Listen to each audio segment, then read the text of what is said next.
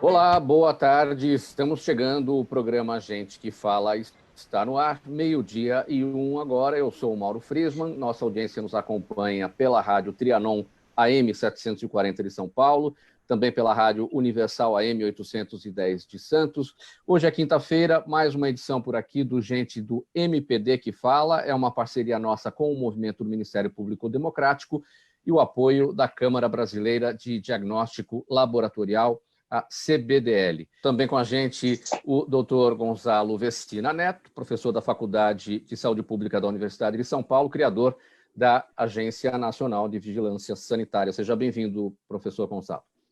Bom dia, Mauro. Bom dia, companheiros aqui de bancada e aos nossos espectadores.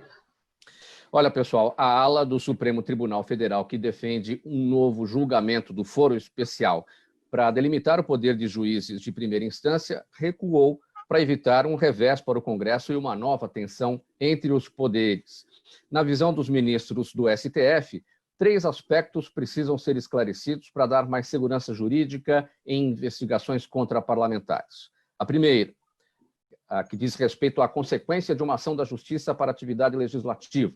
A segunda é sobre a extensão do foro ao local de trabalho, no caso, o próprio Congresso Nacional. E a terceira trata do chamado mandato continuado, como o de Flávio Bolsonaro, que de deputado estadual passou a senador. Muito bem. Professor Gonçalo, o senhor tem qual avaliação sobre esse tema? Eu acho que nós temos 2 problemas, né? Um problema num extremo é o da segurança jurídica. Nós temos que diminuir a insegurança jurídica neste país. No outro extremo, nós temos a questão da impunidade, que é um mal terrível do país. Nós temos que garantir que as pessoas não fiquem impunes, que a justiça prevaleça. Então, como é que faz para regular isso? Eu não sou um operador do campo do direito, eu sou um profissional de saúde. Tenho dificuldade para entender essa hierarquia toda aí. Agora, o que nós temos que garantir é que tenha menos impunidade, que tenha mais justiça e que a distância entre como se faz com o cidadão comum e como se faz com o político diminua. Não precisamos diminuir os casos do tipo do desembargador de Santos, que ficou criticando segurança na praia. Essa é a questão que eu quero deixar registrada.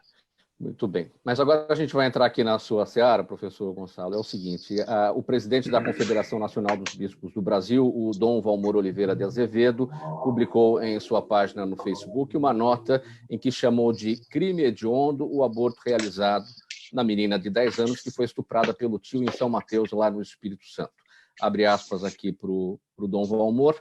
Lamentável presenciar aqueles que representam a lei e o Estado com a missão de defender a vida, decidirem pela morte de uma criança de apenas 5 meses, cuja mãe é uma menina de 10 anos.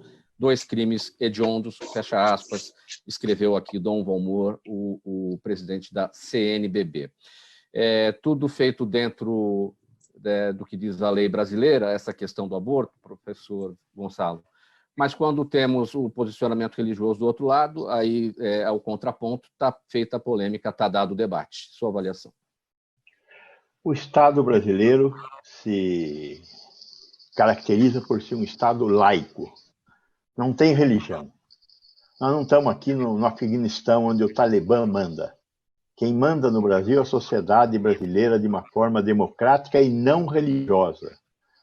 Eu tenho um credo, o bispo tem outro credo, você tem outro credo, que os credos sejam respeitados, mas o Estado, que é responsável pela gestão da sociedade, é laico, não se submete a nenhuma religião. E está escrito na lei que as crianças que forem abusadas e ficarem grávidas têm direito a fazer o aborto durante toda a gravidez. Então, não é até os 5 meses, até os 6 meses, feto de 500 gramas, toda a gravidez. O que nós temos que combater na sociedade brasileira é esse tipo de abuso. No Brasil, nós temos, por dia, 6 abortos em crianças de 10 a 14 anos. Paralelamente a isso, nós temos 72 partos em crianças de 10 a 14 anos que não conseguiram chegar à justiça e vão ser mães com 10 a 14 anos. Isto é um crime que a sociedade brasileira está aceitando que seja cometida por parentes. A maior parte dos agressores são esses tios podem ser padrastos, até pais que violam suas filhas. A sociedade brasileira está aceitando isso. E agora vem um bispo dizer que essa criança devia existir. Ela estar perguntando por que acontece o abuso, por que a sociedade cala frente ao abuso. Essa que é a questão que eu acho que é crítica. Nosso próximo tema, o número de brasileiros que se dizem em total isolamento ou só saem de casa quando é inevitável, vem caindo e atingiu o menor índice em agosto, apesar do número de mortes diárias pela Covid-19 não cair, aponta a pesquisa do Datafolha. No dia 11 de agosto, 11% do total de brasileiros se diziam estar em isolamento, enquanto em 17 de abril esse índice era de 21%. Apesar da pandemia estar em fases diferentes conforme a região do Brasil, a população tem se comportado de maneira similar em todo o país. Os idosos, as mulheres e os mais pobres são os mais cuidadosos, mas também há diferença entre os que apoiam ou não o presidente da República, Jair Bolsonaro. Professor Gonzalo, o otimismo com relação à pandemia, enquanto cresce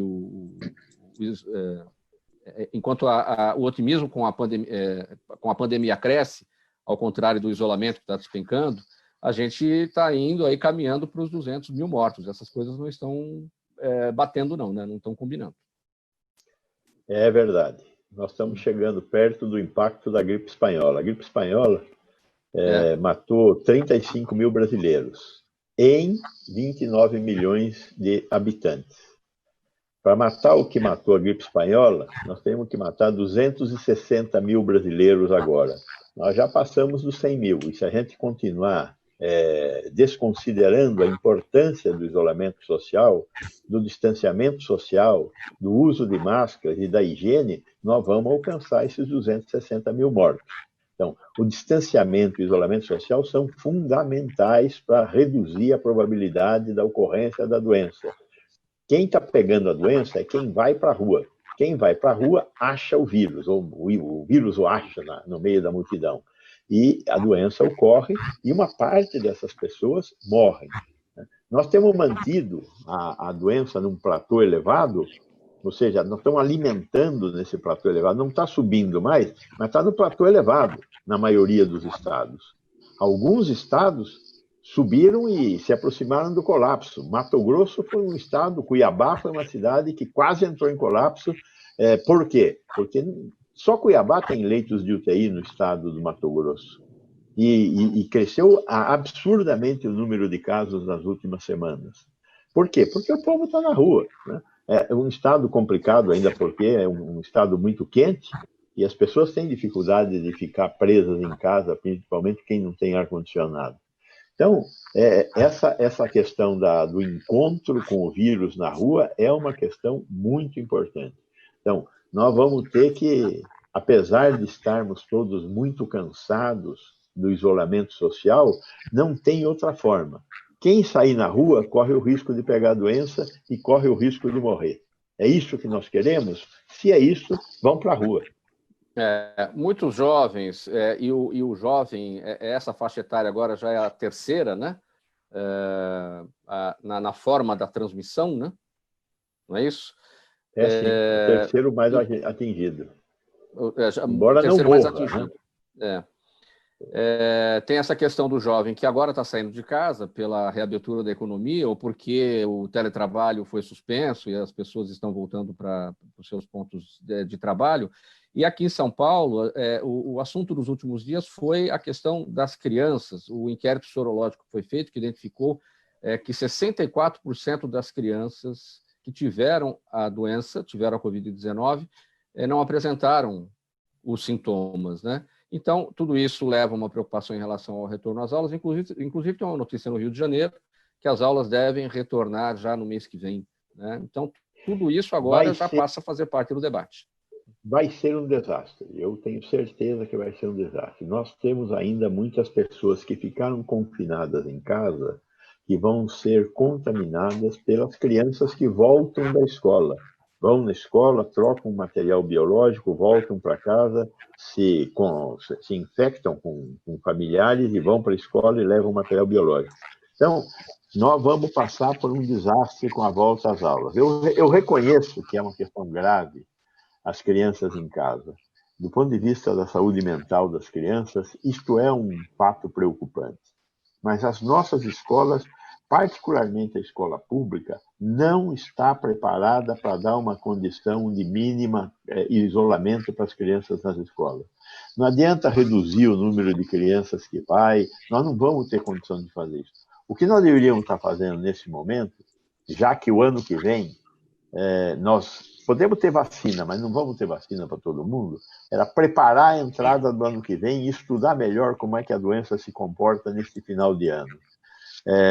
Manter as escolas fechadas, mas prepará-las para o início do ano que vem. Temos um ano que durasse, que fosse válido por 2, com professores melhor preparados e escolas que sofressem, pelo menos, algum tipo de adaptação para receber essas crianças com um pouco mais de segurança. Acho que esse é o desafio para o Estado, melhorar a escola pública, particularmente a escola pública, e preparar-se para que o ano que vem seja um ano diferente deste. Pessoal, perguntas aqui da nossa audiência no Instagram, no Facebook, também as que estão sendo enviadas pelo nosso WhatsApp. Muito bem, Miriam Oliveira, no nosso canal no YouTube, acompanhando a gente. Professor Vecina, ela pergunta o seguinte: como a proposta do governador João Dória, que quer privatizar ou cortar recursos de órgãos como a FURP, a FOSP e a FAPESP, entre outros, pode afetar diretamente o cidadão? Miriam Oliveira, no YouTube. Obrigado, Miriam, pela pergunta.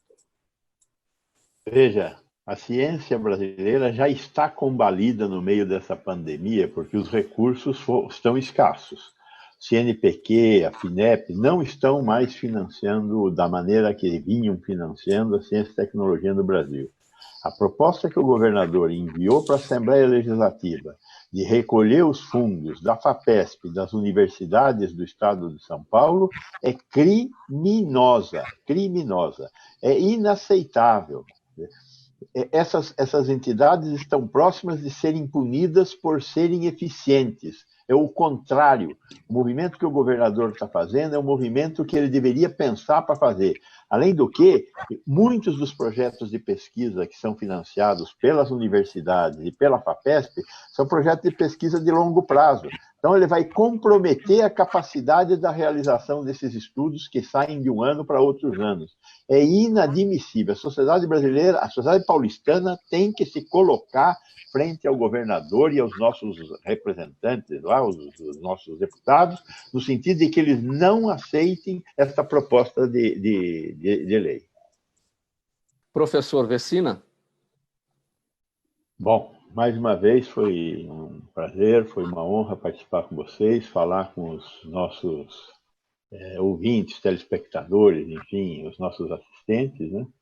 Dizer da importância que é a gente discutir assuntos tão graves quanto esses que o procurador Carlos Cardoso falou, da serpente que nós estamos criando no Ministério da Justiça, permitindo que as pessoas sejam investigadas por suas ideias, além da questão da violência contra a criança e a mulher. Então, a sociedade tem que interagir com estes casos. Eu espero que a gente tenha dado a nossa contribuição hoje para que a sociedade se manifeste sobre estas aberrações. Muito obrigado mais uma vez ao Gente que Fala. O agradecimento aqui no final dessa edição do Gente que Fala, hoje em parceria com o Movimento do Ministério Público Democrático e o apoio da Câmara Brasileira de Diagnóstico Laboratorial. Tchau, tchau. Até amanhã.